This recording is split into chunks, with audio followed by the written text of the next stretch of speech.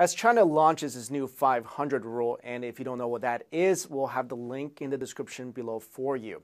It has kicked censors into high gear. Personally, when I think of Chinese censors, it's almost hard to attach a human element to it. I imagine robots automatically deleting posts with sensitive keywords, but that's not it at all. These censors are comprised of mostly recent college graduates who sit in front of computer screens for sometimes up to 24 hours at a time. Managing the internet is a major challenge for China. The ruling Communist Party sees censorship as key to maintaining its grip on power. But when you tighten the lid so much, it doesn't work either. So in order to give the Chinese people some ways to blow off steam, because other forms of political protest are completely prohibited, a little leeway is given on China's microblogs.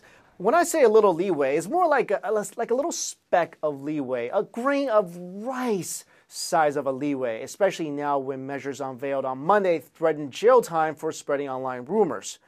Sina Corp, one of China's biggest internet firms, runs the microblogging site Sina Weibo, which has over 500 million registered users. It also employs the censors. The Sina Weibo censors are a small part of the tens of thousands of censors employed in China to control content in traditional media and on the internet. Now, most Sina Weibo censors are in their 20s and earn about 3,000 yuan a month. That's about $490. A former censor told Reuters that the office he works in was staffed 24 hours a day by about 150 male college graduates. So here's how it works. Sina's computer system scans each post before they're published. Some are marked as sensitive and is then directed to a censor who will decide whether to publish it or not. Over an average 24-hour period, censors process about 3 million posts. Some posts containing keywords like Falun Gong or Taiwan independence are considered a must-kill, so they have to be deleted. Censors also have to update lists of sensitive keywords with new references and creative expressions because bloggers use them to evade scrutiny, such as referring former head of state Jiang Zemin as a toad because many bloggers felt he looked like a toad.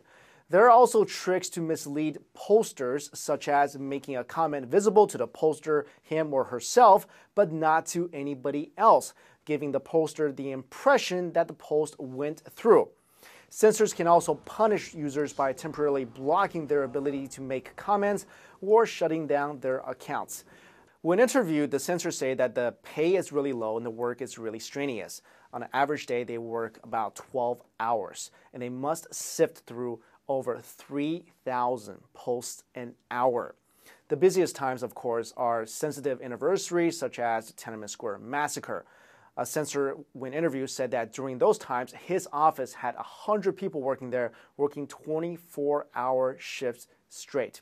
It does look like censors will stay in high gear going forward after China's introduction of the new legislation where people would be charged with defamation if online rumors they created were visited by 5,000 internet users or reposted more than 500 times.